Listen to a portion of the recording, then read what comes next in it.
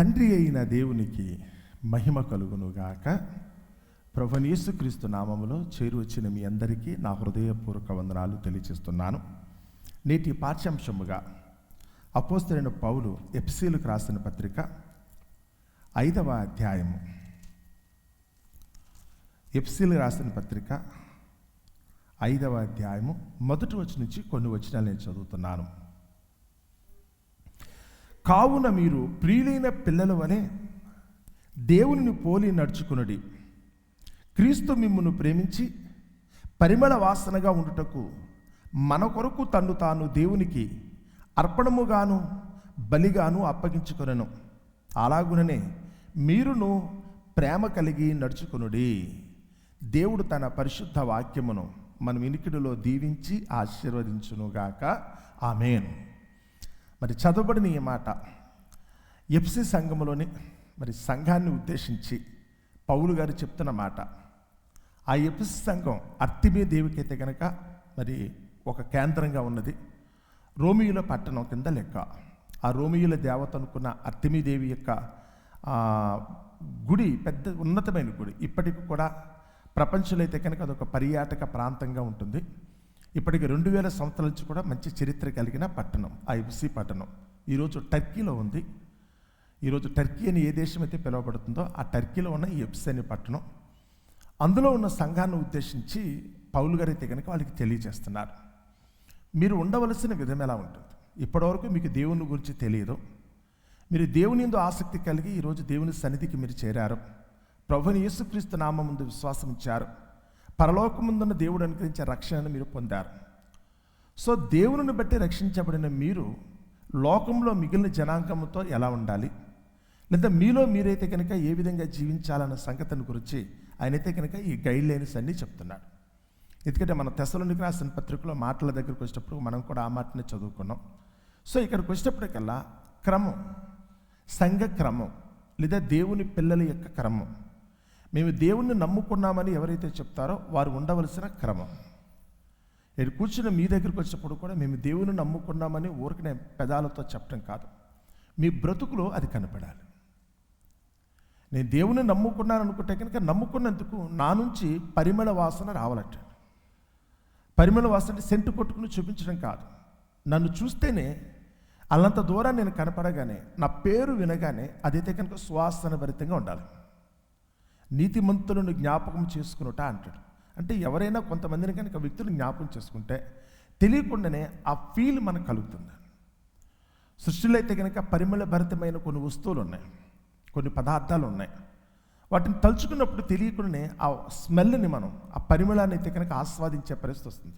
మల్లె పువ్వులు అన్నం అనుకోండి సపోజ్, తెలియకుండానే దాని నుంచి వచ్చే వాసన మనకందరికీ అలవాటే కనుక ఆ వాసనని మనం వెంటనే సెన్స్ చేసి ఒకలాంటి మధురమైన అనుభూతికి మనం లోబడతాం. ఒక గులాబీ పువ్వును తలుచుకుంటే, ఒకళ్ళు కనుక ఏదైనా ఒక వస్తువును కనుక ఒక సెంటునో అత్తనో కనుక తలుచుకున్నట్టయితే తెలియకుండానే, అలాగే ఒక స్వీట్ తలుచుకున్నాం అనుకోండి, ఓ గులాబ్ జామున్ అన్నాం అనుకోండి సపోజ్, అది తెలియగానే తలుచుకోగానే ఆ స్వీట్ యొక్క ఆ సెన్స్ మన నోరైతే కనుక రుచి చూపించేటట్టుగా, ఓ నిమ్మకాయని తలుచుకోగానైతే కనుక నోట్లో అయితే కనుక నీళ్లు ఊరేటట్టుగా ఎలా ఉంటుందో చూసుకోవటం. అలాగే నిన్ను చూసినప్పుడు కూడా నీ నుంచి వచ్చే పరిమళం అలా ఉండాలి. నువ్వు దేవుని యందు భయభక్తులు కలిగి ఉన్నందుకు గాను, నువ్వు దేవుని అయితే కనుక ఆశ్రయంగా చేసుకున్నందుకు గాను, నువ్వు మాటలతో కాదు, నిన్ను చూసినప్పుడు అవతల వాడికి అర్థం కావాలి. కొరింథీయులకు రాసిన పత్రికలో పౌలు గారు కూడా అదే చెప్తున్నాడు. మనుషులందరూ చదువుకొనుచున్న మా పత్రిక మీరే కదా. ఉత్తరం అంటే బైబిల్ అంటే కనుక ఇక్కడ కాదండి. బైబిల్ చంకలో పెట్టుకెళ్తే కనుక కలిసి వచ్చేదేమీ లేదు. ఈ బైబిల్ నీలో ఉండాలి. నిన్ను చూస్తే వాళ్ళు చదివేటట్టు ఉండాలి. ఓహో, బైబిల్లో ఇది ఉందా అన్న సంగతి ఈ బైబిల్ తెరిచి చూడడం కాదు. అంతకు మునిపే నువ్వు చదువుకున్నావు కనుక నిన్ను చదివితే బైబిల్ తెలిసిపోవాలి. నిన్ను చదివితే కనుక ఈ బైబిల్ తెలిసిపోవాలి. ఓహో, బైబిల్ చదివితే కనుక ఇలా ఉంటారా, ఇలా ఉంటారు. నేను కూడా చదువుకున్నప్పుడైతే కనుక అక్రమముగా నడుచుకున్న వారికి ఏం చేయాలట, బుద్ధి చెప్పండి. ఉన్నదా నీలో? అయితే తప్పు చేసిన వారిని గద్దించే మనస్తత్వం నీ దగ్గర ఉన్నదా? ఎలా క్రమంలో ఉండాలనుకున్నప్పుడు మీ తోటి వారి ఎలా ప్రేమ కలిగి ఎలా ఉండాలి, మీరు ఓర్చుకోవటం ఎలా ఉండాలి, ఒకరినొకరితో కనుక ఏ విధంగా మీరు బలపరుచుకునేటట్టు ఉండాలి, బలహీనులకు ఎలా ఊతం ఇవ్వాలి, మిమ్మల్ని చూసి నేర్చుకోవాలి.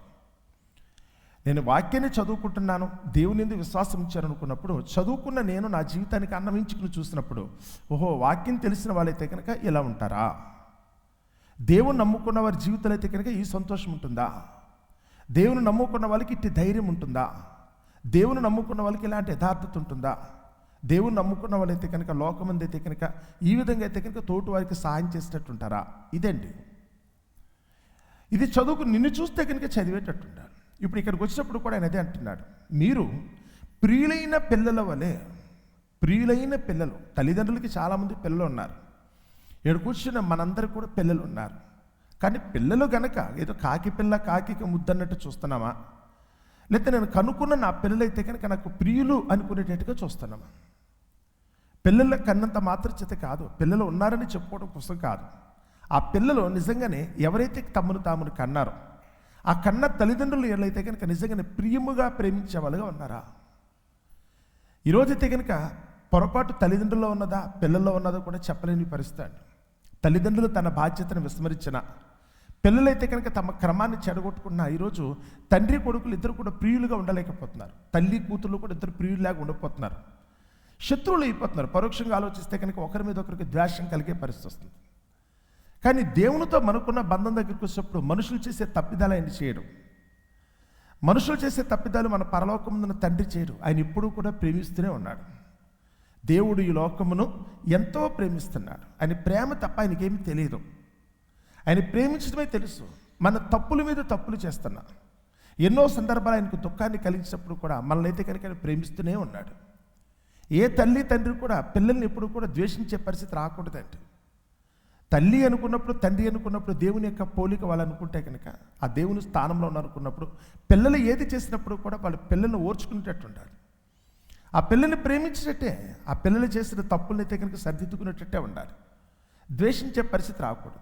ఇక్కడికి వచ్చినప్పుడు కూడా అన్నాడు, మీ పిల్లలు మిమ్మల్ని కూడా అలా ప్రేమించే పరిస్థితి రావాలనుకుంటే ముందు మీరు దేవునికి కూడా మీరు ఎలా ఉండాలో తెలుసా, ప్రియులైన పిల్లల్లా ఉండండి. దావీదు గారిని చూసినప్పుడైతే దేవుడు ఒక మాట చెప్తున్నాడు, నా ఇష్టానుసారుడైన మనుషుడు. యేసు ప్రభు వారి దగ్గరికి వచ్చినప్పుడు కూడా ఆయన మాట చెప్తున్నాడు, నా ప్రియ కుమారుడు. ఈ ప్రియ కుమారుడు ఏం చేయగలడు, నాకు కూడా ప్రియమైన పిల్లలు ఉంటాయి, నేను కనుక్కున్న నా పిల్లలు ప్రియమైన వారైతే వారు నాకేం చేస్తారో తెలుసా, వాళ్ళు నాకు ఎలా ఉంటారో తెలుసా, నా బ్రతుకులు ఎలా ఉంటారు అనుకున్నప్పుడు చూడక నన్ను పోలి నడుచుకుంటారు. ప్రియులైన పిల్లల వారే మీరేం చేయాలట, దేవునికి ప్రియులైతే కనుక మీరు దేవుని పోలి నడుచుకోండి. నా పిల్లలు ప్రియమైన వారైతే కనుక నన్ను పోలి నడుచుకుంటారు. నా అభిప్రాయమే వాళ్ళ అభిప్రాయంగా తీసుకుంటారు. నేను వెళ్ళే మార్గాన్ని వాళ్ళు కూడా ఎన్నిక చేసుకుంటారు. నా ఇష్టాన్ని వాళ్ళ ఇష్టానిగా మార్చుకుంటారు. నా ప్రియులైన పిల్లలు అనుకుంటే కనుక నా మనస్సు ఎరిగి నడుచుకుంటారు. దేవునికి మనం ప్రియులైన పిల్లల వల్ల ఉండాలనుకుంటే మనము కూడా ఎవరిని పోలి నడుచుకోవాలట, దేవుని పోలి నడుచుకోవాలి. ఈరోజు మనం చూసినప్పుడు దేవుని పోలికలు మనలో ఉన్నాయా? నీలో కనుక దేవుని పోలికలు ఉంటే తప్పకుండా నువ్వు దేవునికి ప్రియమైన పిల్లగా ఉంటావు, నువ్వు ప్రియమైన కుమారుడుగా ఉంటావు. నువ్వు దేవుని పోలి, నిన్ను చూసినప్పుడు దేవుడు కనపడాలి. అందుకని యేసు ప్రభువు యోహాను సువార్తలో చెప్తున్నారు, నన్ను చూస్తే నా తండ్రిని చూసినట్టే. నన్ను చూస్తే కనుక నా తండ్రిని చూసినట్టే. అంటే నాకు వేరుగా తండ్రి లేడు, లేకపోతే తండ్రికి వేరుగా నేను లేను. తండ్రికి ఎలాంటి గుణలక్షణాలు అయితే ఉన్నాయో నాలో కూడా అవే ఉన్నాయి. నన్ను చూస్తే కనుక ఆయనను చూసినట్టే అని నేను అంత కాన్ఫిడెంట్గా చెప్తున్నాడు. రీజన్ అంటే కనుక దేవుని పోలి యేసు ప్రభువారు నడుచుకున్నారు. ఈరోజు మనలో కూడా అలాగే నడుచుకోమని చెప్తున్నాడు. మీరు కూడా క్రీస్తును పోలి నడుచుకోండి. క్రీస్తు ఎలాగైతే కనుక దేవుని పోలిక చొప్పున నడుచుకున్నాడో మనము కూడా క్రీస్తు వలె దేవుని పోలిక చొప్పున నడుచుకోండి. నిన్ను చూసినప్పుడు దేవునిలే కనపడాలి, దెయ్యంలే కాదు. నిన్ను చూసినప్పుడైతే కనుక దేవుని చూస్తున్న భావన కలగాలి. ఎందుకంటే నీలో ఆ దైవత్వము కనపడే పరిస్థితి రావాలి. అది పోలిక. నీలో దైవత్వము కనపడే పోలిక. నేను చూసినప్పుడు ఆ భావన కలగాలి. అంతేగా నిన్ను చూస్తేనే భయపడిపెట్టేట్టు ఉండకూడదు. ఏదో దయ్యాన్ని చూసినట్టు, ఇది పీకు తినే దయ్యాన్ని చూసినట్టు పారిపెట్టేట్టు ఉండకూడదు. దేవుడు ఎప్పుడు కూడా గుప్పులు విప్పి ఇచ్చేవాడుగా ఉంటాడు. దేవుడు ఎప్పుడు కూడా ఇచ్చేవాడే, ఆయన తీసుకునేవాడు కాదు. దయ్యం అయితే కనుక నీ ఒంట్లో ఉన్నది కూడా లాగేసుకుంటుంది, నీ కుటుంబాన్ని కూడా ఛిద్రం చేస్తుంది. ఈరోజు నువ్వు ఎవరిని పోలి నడుస్తున్నావో చూసుకోవాలి. నిన్ను నమ్ముకున్న వారిని పీల్చేసేటట్టున్నావా, లేకపోతే నిన్ను నమ్ముకున్న వారికి అయితే కనుక నీ వలన ఏదైనా సహాయం కలిగేటట్టుగా చేస్తున్నావా? మీరు ప్రియులైన పిల్లల వలె దేవుని పోలి నడుచుకోండి. ఎలా అంటే క్రీస్తు కూడా మనల్ని ప్రేమించి పరిమళ వాసనగా ఉండుటకు మన కొరకు తన్ను తాను దేవునికి అప్పగించుకున్నాను. పరిమళ వాసన, యేసు ప్రభువును చూస్తే కనుక మంచి సువాసన. నన్ను చూసి నిన్ను చూసినప్పుడు కూడా అలాంటి సువాసన కలగాలని దేవుడు కోరుకుంటున్నాడు. మనుషులు నీ పక్కన ఉండి నీ సువాసన ఆఘ్రానించాలని కోరుకుంటున్నారు. నీ దగ్గర ఉండటం వల్ల వాళ్ళ జీవితానికి మేలు అనుకునే భావన కలగాలి, కానీ నీ నుంచి దుర్వాసన రాకూడదు. ఈరోజు మన బ్రతుకుల దగ్గరికి వచ్చినప్పటికల్లా మనం చేసే చెడు పనులు బట్టి ఆ పలాంటి కొంతమందిని పక్కన నిల్చోబెట్టుకోవడానికి కానీ మన పక్కన, లేదా మనమే వెళ్ళి వారి పక్కన ఉండటానికి కానీ ఇష్టపడలేని పరిస్థితి. వెళ్ళిపోయి ఇక్కడి నుంచి అని కొంతమందిని పంపించేస్తాం మనం, ఎందుకంటే ఆ వాసన భరించలేం కదా. వాళ్ళ నుంచి సువాసన రావట్లేదు, వారి నుంచి అయితే కనుక దుర్వాసన వస్తుంది. వాళ్ళ నుంచి దుర్వాసన వస్తుంది, పరిమళ వాసన రావట్లా. పరిమళ వాసన ఉంటే కనుక మనం వెళ్ళి వాళ్ళని హత్తుకుంటాం. దుర్వాసన వస్తే కనుక మనమే దూరంగా పారిపోతాం, లేదా వాళ్ళనే దూరంగా అయితే కనుక గెంటేసే పరిస్థితి వస్తుంది. యేసుప్రభువారు అయితే కనుక పరిమళ వాసనగా ఉన్నారు. అందుచేతనే యేసుప్రభువారు వెంటైతే కనుక జనం తండోపతండాలకు వచ్చేవారు. అంతమంది జనసమూహం అయితే కనుక వెంబడించారనుకుంటే కారణం యేసుప్రభు చెప్పే మాటలు, ఆయన దయగల మాటలకు అందరూ కూడా ఆశ్చర్యపడ్డారు. ఆయన చేసిన అద్భుత క్రియలన్నిటిని బట్టి వాళ్ళైతే కనుక ఆశ్చర్యం పొందారు, దేవుని మహిమపరిచారు. సూచక్రియల దగ్గరికి వచ్చిన ఆయన చేసిన ఒక విధంగా ప్రతి కార్యక్రమం దగ్గరికి వచ్చినప్పుడు కూడా అందరూ కూడా అయితే కనుక ఆ సువాసనను పీల్చడం వస్తున్నట్టుగా తండోపతండాలుగా అక్కడికి వచ్చేవాళ్ళు. వేరే దేశాల నుంచి కూడా వచ్చారట. ఆ గ్రీకు దేశం నుంచి కూడా అయితే కనుక యేసుప్రభు దగ్గరికి వచ్చారు. యోహాను సువార్త మనం చదువుతున్నప్పుడైతే ఆ ఫిలిప్పు నతానియేలు అయితే కనుక వాళ్ళు తీసుకొచ్చినప్పుడైతే కనుక ఉన్నది అదే. అంటే యేసుని చూడడం కోసం, అంటే యేసు యొక్క పరిమళాన్ని ఆస్వాదించడం కోసం అంతమంది అంత దూరం నుంచి వచ్చారని అర్థం. శాపదేశ ప్రాణి సొలొమోను యొక్క పరిమళాన్ని ఆస్వాదించడం కోసం ఎక్కడి నుంచి వచ్చిందంటే ఆవిడ భూమి అంతము నుండి వచ్చింది కదా అన్నాడు. నిన్ను చూడడానికి ఎవరైనా అలాగే వస్తారా? నీ మాట వినటానికి ఎవరైనా వస్తారా? నీతో కూడా సహవాసం చేయడానికి ఎవరైనా వస్తారా? దొంగలు కాదండి, కుక్కలైతే కనుక నీ చుట్టూ చేరితే అదే గొప్ప అనుకోకండి. కుక్కలకి ఏం కావాలి? పందికి కుక్కకైతే కనుక సువాసనతో పని లేదు. వాటికి ఏం కావాలి? కంపు కొట్టే ఎముకలు ఉంటే చాలు. నీ చుట్టూ కుక్కలు పెట్టుకుని అయితే కనుక అబ్బో నా చుట్టూ చాలామంది ఉన్నారు కదా అనుకోవద్దు. ఈ కుక్కలకి దుర్వాసన ఇష్టం, సువాసన ఇష్టం లేదు. ఆ సువాసన గురించి అవి పట్టించుకో. ఎక్కడైతే కనుక కుళ్ళిపోయిన మాంసం ఉంటుందో, ఎముకలు ఉంటాయో ఆ దుర్వాసన కావాలి ఆ కుక్కలకి. ఆ బురదలోంచి వచ్చే స్మెల్ ఏదైతే ఉంటుందో పందులకు కావాలి. నీ చుట్టూ పందుల్ని కుక్కల్ని పెట్టుకుని అయితే కనుక నా చుట్టూ చాలామంది ఉన్నారని అనుకోకండి. నీ చుట్టూ అయితే కనుక పరిమళాన్ని ఆస్వాదించే వ్యక్తులు ఉండాలి, సువాసన తెలిసిన వాళ్ళు ఉండాలి. సుగంధపు పరిమళం అనుకున్నప్పుడు దాని పరిమళం గురించి తెలిసిన వాళ్ళే ఉండాలి. నీ చుట్టూ ఉన్న వాళ్ళు ఎలాంటి వారు చూసుకోవటం. అందుకని మీరు ఎలా ఉండాలనుకున్నప్పుడు మీరు ప్రియులైన పిల్లల వలె దేవునిని పోలి నడుచుకోండి. క్రీస్తు మిమ్మల్ని ప్రేమించి పరిమళ వాసనగా ఉండుటకు మన కొరకు తను తాను దేవునికి అర్పణముగాను బలిగాను అప్పగించుకున్నాను. దేవునికైతే కనుక ఆయన చేసిన పని, ఆయన చేసిన అర్పణ దేవునికి ఇంపైన సువాసనగా ఉంది. తన జీవితాన్ని అయితే కనుక దేవుని కొరకు అర్పించినందుకు గాను.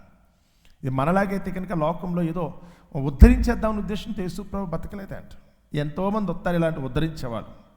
తరానికి ఒకరు చొప్పునైతే కనుక కనపడుతూ ఉంటారు, వస్తారు, చరిత్రలో మరుగుపడిపోతారు, వాళ్ళు ఎవరో పట్టించుకోరు. స్వాతంత్ర పోరాటం చేసేటప్పుడైతే కనుక ఎంతోమంది యోధులు ఉన్నారు మన భారతదేశానికి స్వతంత్రం తీసుకురావడం కోసం.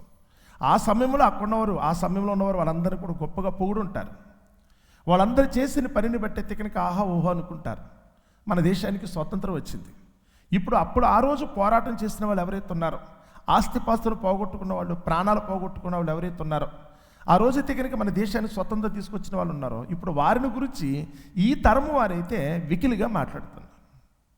లేనిపోయిన అభండాలు వాళ్ళ మీద వేసైతే కనుక వాళ్ళ క్యారెక్టర్ను కూడా డ్యామేజ్ చేసే పరిస్థితి ఈరోజు జరుగుతుంది. అప్పుడు వాళ్ళు గొప్పవాళ్ళు, ఇప్పుడైతే కనుక లోకం దృష్టిలో చీప్ అండి, చిన్నోళ్ళు అయిపోయారు వికిలిగా. అది గాంధీ గారి గురించి అదే చెప్తారు, నెహ్రూ గారి గురించి అదే చెప్తారు, ఇందిరాగాంధీ గారి గురించి చెప్తారు. ఆ రోజుల్లో వాళ్ళు హీరోస్. తరము గడిచేటప్పటికల్లా వాళ్ళు ఈరోజు అయితే కనుక జీరోస్. వాళ్ళ కుటుంబాలను కానీ మరొకరు కానీ వారసులు కానీ చాలా చిన్నగా చూస్తారు. ఈరోజు మన దగ్గరికి వచ్చినప్పుడు కూడా ప్రపంచాన్ని ఉద్ధరించే పని మీరేం పెట్టుకోకండి. ఇక్కడ ఎవడో ప్రపంచాన్ని ఉద్ధరించడానికి పుట్టినోడు కాదు, చేయగలిగింది కూడా కాదు. మనుషులందరూ కూడా అవకాశవాదులు. నీ వల్ల వాళ్ళకి ప్రయోజనం ఉన్నంతసేపు కూడా నిన్ను గురించి గొప్పగా పొగుడుతారు. నీ వల్ల అవసరం ఎప్పుడైతే తిరుగుతుందో కనీసం నీకు పుట్టిన పిల్లలను కూడా వాళ్ళు గుర్తించే పరిస్థితిలో ఉంటారు. మన దేశం మీద దానికి సాక్ష్యం అంటే ఆ స్వతంత్ర పోరాటంలో పాల్గొని దేశాల కోసం ప్రాణాలు అర్పించిన వారు, దేశ రక్షణ కోసం మిలిటరీలోకి వెళ్ళైతే కనుక దేశ సరిహద్దులు కాచి ప్రాణాలు పోగొట్టుకున్న వాళ్ళ కుటుంబాలు ఈరోజు నడి రోడ్డు మీద ఉన్నాయి. వాళ్ళకి తినడానికి కూడా తిండి లేని పరిస్థితులు. అందుకని దేశాలను ప్రపంచాలను ఉద్ధరించేద్దామని ఆలోచన మీరు పెట్టుకోకండి. మీ బ్రతికేదో మీరు బ్రతకండి, న్యాయబద్ధంగా ఉండండి, యథార్థంగా ఉండండి, సమాజంతో ప్రేమ కలిగి ఉండండి. చుట్టూ ఉన్న వాళ్ళందరూ కుట్టగా మీరైతే సమాధానంగా బ్రతకటానికి ప్రయత్నించండి. ఏం చేయాలి అన్న సంగతి, ఈ దేశం ఏం కావాలి, చుట్టూ ఉన్న సమాజం ఏం కావాలి, ప్రపంచం ఏం కావాలన్న సంగతి దీని యజమానుడు ఒక ఆయన ఉన్నాడు. యావత్తు సృష్టి ఎంతటిని సృష్టించిన దేవుడు ఒక ఆయన ఉన్నాడు. ఆయనే జననాన్ని ఇచ్చేది, మరణాన్ని ఇచ్చేది కూడా ఆయనే. ఎవరిని హెచ్చించాలో ఎవరిని తగ్గించాలో తెలుసుకున్నవాడు ఆయన. కాబట్టి మీ దృష్టి ఎటువైపు ఉండాలట? ఆ దేవుని వైపు ఉండి ఆ దేవుని చిత్తాన్ని నెరవేర్చడం కోసం ప్రయత్నించండి. అందులో భాగంగా మీరు దేవునికి ప్రవక్తలుగా ఉండొచ్చు, అందులో భాగంగా మీరు దేశానికి నాయకులుగా ఉండొచ్చు, అందులో భాగంగా మీరు దేశానికి రాజులుగాను పరిపాలకులుగా కూడా ఉండొచ్చు. ఉన్నారు ఇక్కడ. ఒక మోషే అయితే కనుక నాయకుడిగా ఉన్నాడు, ఒక దావీదు అయితే కనుక రాజుగా ఉన్నాడు, ఒక సొలొమోను అయితే కనుక జ్ఞానవంతుడిగా తన దేశాన్ని తీర్చిచ్చాడు. మీకు ఆ పొజిషన్ ఇస్తే కనుక దేవుడు మిమ్మల్ని ఎన్నిక చేసుకుంటే తప్పలేదండి. అంతేకాని మీకు మీరుగా ఏదో చేసేద్దామని వెళితే మనమైతే కనుక నేల పడాల్సిన పరిస్థితి వస్తుంది. యేసుప్రభు అలా రాలేదు. ఆయనైతే కనుక ఇక్కడికి వచ్చైతే కనుక ప్రపంచాన్ని ఉద్ధరించేద్దామని అనుకోలేదు. దేవుని చిత్తాన్ని నెరవేరిస్తే దేవుడు ఏం చేయాలో ఆయన చూసుకుంటాడు. దేవుడు దేశాన్ని ఏం చేయాలో చూస్తాడు, ప్రపంచాన్ని ఏం చేయాలో ఆయనకు లెక్క ఉంటుందండి. ఎవరెవరిని హెచ్చించాలో ఎవరెవరిని తగ్గించాలో సమస్తము కూడా ఎవరి చేతిలో ఉందట? అది యెహోవా చేతిలో ఉంది కదా అంట. అది దేవుని చేతిలో ఉంది. అందుకని తొందరపడకుండా మనం ఏదో గొప్ప చేసుకుని చుట్టూ ఉన్న వాళ్ళందరికీ కించపరిచి నేనేదో కొమ్ములు వచ్చినాయి అనుకుని చెప్పి గర్వంగా ఎవరో మాట్లాడకండి. ఆ గర్విష్ఠులను కూడా నేలను పడవేసి వారి చేత గడ్డి తినిపించేవాడు కూడా ఆ పరలోకమందున దేవుడే. నెబుకద్నెజరు విషయంలో అయితే కనుక దేవుడు దానియేలు ద్వారా స్పష్టంగా చెప్పించాడు. సో ఇక్కడికి వచ్చినప్పటికల్లా యేసు ప్రభు ఏం చేశారంటే కనుక దేవునికి పోలిక చొప్పున ఆయనకి ప్రియమైన బిడ్డగా ఉండటానికి ఆయన ప్రయత్నం చేశారు. మనము కూడా అంతే. దేవునికి పరిమళ వాసనగా ఉండటానికి మీరు ప్రయత్నించండి. నా వాసన దేవుడు చూసినట్టు ఉండాలి. అంటే మనం చూసినట్టు కుక్క నాకినట్టు కుక్క చూసినట్టు కాదని వాసనలు అంటే కనుక మనం చేసే పనులను బట్టి, మన నీతి క్రియలను బట్టి, మన ప్రవర్తనను బట్టి ఆ వాసన దేవునికి ఇంపైనదిగా ఉండాలి. దేవుని కొరకు మనమైతే కనుక అర్పించుకునేటట్టు ఉండటం ఆ దేవుని చిత్తం. చచ్చిపోవడం గురించి కాదండి. మన బ్రతికే బ్రతుకు మన చుట్టూ ఉన్న సమాజానికి హితంగా ఉండాలి, 10 మందికి ప్రయోజనకరంగా ఉండాలి. చుట్టూ ఉన్న వాళ్ళందరూ కూడా మనల్ని బట్టి ఆనందించేటట్టు ఉండాలి. అంతేగాని మనం తిట్టుకుంటున్నారు అనుకుంటే మనలో పరిమళ వాసన రావట్లా, దుర్వాసన వస్తుంది. తోటివారి దగ్గర దోచుకుంటే, ఎదుటివారిని హీనపరిచే పరిస్థితి వస్తే, తోటివారికి అయితే కీడు కలిగించేటట్టుగానో, ఎదుటివాడికి అయితే కనుక బాధ కలిగించేటట్టుగా నీ ప్రవర్తన ఉందనుకుంటే కనుక తెలియకుండానైతే కనుక నువ్వు నీ నుంచి దుర్వాసన వస్తుందని అర్థం. ఇది దేవునికి ఇష్టమైనది కాదండి. ప్రేమిస్తూనే ఉండు.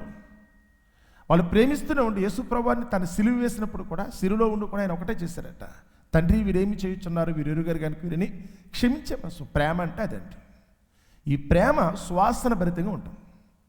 అందుకని అక్కడ సిలువ వేసిన ఆ సైనిక నాయకుడు ఎవరైతే ఉన్నాడో, ఆ శతాధిపతి ఎవరైతే ఉన్నాడో అతను ఒక మాట అంటాడు చివరికి, ఈ మనుషుడు నిజముగా దేవుని కుమారుడు. దేవుని పోలిక చొప్పున ఉన్నాడు కదా, దేవుని చూసినట్టుంది. అతను చూస్తే దేవుని చూసినట్టుందండి. ఆ పరిమళ వాసన సిలువలో చనిపోయినప్పుడు కూడా ఉందండి. ఈరోజు మన దగ్గరికి వస్తే కనుక అలాంటి ప్రేమ మనకు కలిగి ఉండాలి. క్రీస్తు అలా ప్రేమించే మన కొరకు తన ప్రాణాన్ని కూడా పెట్టాడు. ఎవరైతే కనుక ఈ ప్రేమను చూపిస్తారో, ఎవరైతే కనుక ఈ పోలిక చొప్పున దేవుని ప్రేమను ఎవరైతే కనుక వ్యక్తపరుస్తారో వారైతే కనుక దేవుని దృష్టిలో పరిమళ వాసనగా ఉంటారు. ఆ పరిమళ వాసన చుట్టూ ఉన్న మనుషులందరూ ఆఘ్రానించేటట్టు ఉంటారు. ఆ పరిమళ వాసనను బట్టి నిన్ను బట్టి దేవునికి మహిమ కలిగేటట్టు ఉంటుంది. ఎవరైతే కనుక దేవునికి మహిమ కలిగేటట్టుగా జీవిస్తారో నిజంగానే దేవుని దృష్టిలో వాళ్ళందరూ కూడా అయితే కనుక ధన్యులుగా ఉంటారు. అట్టి ధన్యకరమైన జీవితం మనందరికీ దక్కాలని, మనమందరము కూడా క్రీస్తుని పోలిన వారముగా ఆ పరిమళ వాసనతో దేవునికి ఇంపైన సువాసనగా మనమందరం ఉండాలని మరి మిమ్మల్ని అందరినీ కూడా మనసారా కోరుకుంటూ నా మాటలు ముగిస్తున్నాను. అట్టి కృప దేవుడు మనందరికీ దయచేయునుగాక.